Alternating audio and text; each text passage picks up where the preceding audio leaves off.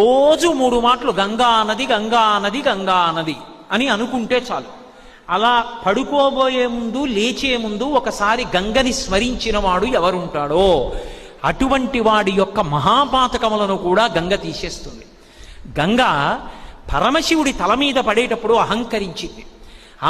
ఈయనంతటి వాడు ఈడ్చవతల పారేస్తానంది.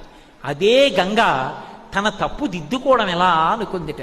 నమః కపర్దినీచ వ్యుక్త కేశాయ చ, పెద్ద జటాజూటంతో ఉన్న శంకరుడే బోడిగుండుతో శంకరాచార్యుల వారిగా వచ్చాడు.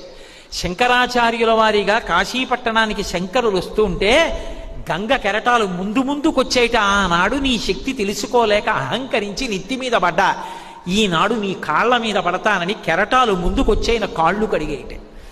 గంగ అంత పవిత్రం. ఏ నదినైనా అమ్మా అని కలిపి పిలవడం తక్కువ. యమునమ్మ ఏదో